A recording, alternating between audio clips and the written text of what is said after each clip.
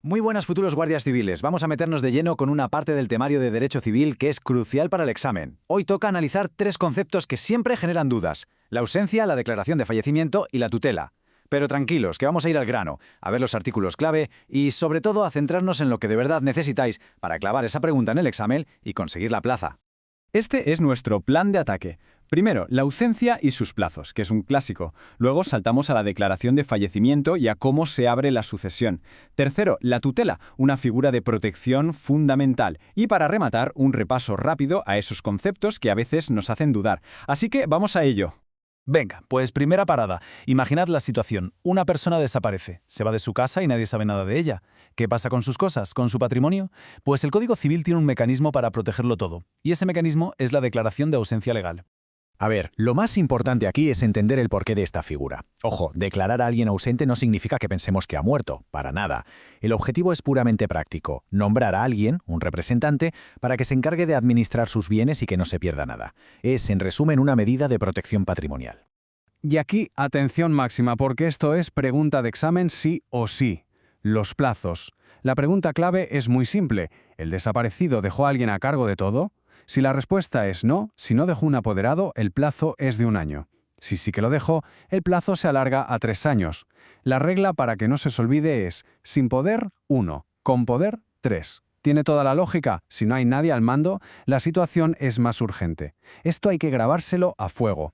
Vale, una vez declarada la ausencia, el representante no se puede quedar de brazos cruzados. Tiene una lista de tareas muy claras. Tiene que inventariarlo todo, conservarlo, defenderlo y, si puede, sacarle rendimiento. Pero cuidado, fijaos en el segundo punto, la obligación de prestar una garantía. Y aquí está la trampa del examen. ¿Quiénes están exentos? El cónyuge, los hijos y los ascendientes. Ese detalle es oro puro para una pregunta tipo test. Tan importante como saber lo que tiene que hacer es saber lo que no puede hacer. Y esto es muy claro.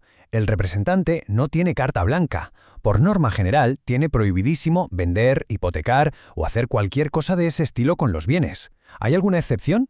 Sí, pero solo si es súper necesario y, lo más importante, con la autorización expresa del letrado de la Administración de Justicia. Venga, vamos a comprobar si ha quedado claro con una pregunta de examen de las de verdad. ¿Quién de estas tres personas no necesita prestar garantía? A ver, un hermano, no está en la lista. Un amigo, tampoco. ¿El cónyuge? Bingo. Si recordamos la excepción del artículo 185, la respuesta es, sin duda, la C. Muy bien, avanzamos. Ya hemos visto la ausencia. Pero, ¿y si el tiempo pasa y sigue sin haber noticias? La ley da un paso más, un paso definitivo, la declaración de fallecimiento. Aquí ya el objetivo cambia. No se trata solo de proteger un patrimonio, sino de dar por cerrada la situación y abrir la herencia, como si tuviéramos la certeza de la muerte. Esta tabla es un resumen brutal y tenéis que dominarla. Fijaos qué diferencia. Para la ausencia teníamos 1 o 3 años. Fácil. Pero para la declaración de fallecimiento la cosa se diversifica. El plazo general es de 10 años, que se reduce a 5 si la persona ya tendría más de 75. Y lo más importante, donde van a intentar pillaros es en los casos de riesgo: 1 año si hubo violencia y solo 3 meses en caso de siniestro. Vamos a un caso práctico para que esto se entienda perfectamente. Poneos en situación. Una tragedia. Un avión cae al mar. Se encuentran restos del avión, pero es imposible identificar a todos los pasajeros. Esta situación activa uno de esos plazos súper especiales que acabamos de mencionar. Y la pregunta del millón es, ¿cuánto tiempo hay que esperar en este caso? Pues aquí está el detalle que os puede dar un punto clave. No son meses ni semanas. En un siniestro así, una vez se encuentran los restos, el plazo es de solo 8 días. Un dato muy específico y por eso mismo carne de pregunta de examen. Vale, se declara el fallecimiento, se abre la herencia y los herederos reciben los bienes. Pero ojo, hay una limitación importante. Durante los 5 primeros años no pueden regalar nada de lo que han heredado, no pueden hacer donaciones. ¿Por qué? Pues es una medida de precaución, una especie de por si acaso la persona declarada fallecida aparece de repente. Y como en derechos siempre hay una excepción, aquí tenemos una muy curiosa.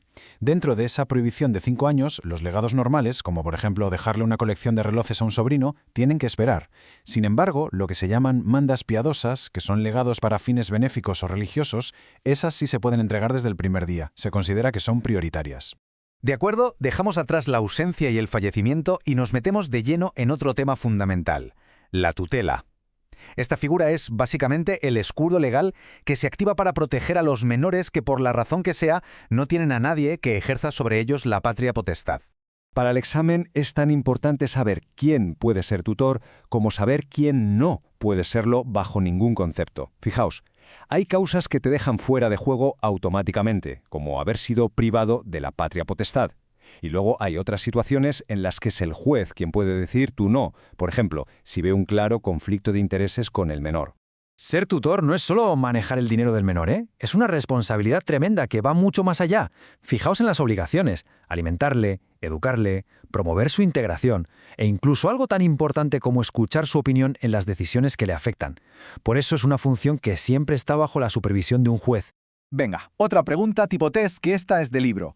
Un tutor que quiere montar un negocio piensa, voy a vender esta propiedad del menor y así invierto. ¿Puede? La respuesta es un no rotundo en mayúsculas y con luces de neón. El artículo 226 lo prohíbe tajantemente. Es un conflicto de intereses de manual. La respuesta correcta, claro, es la C.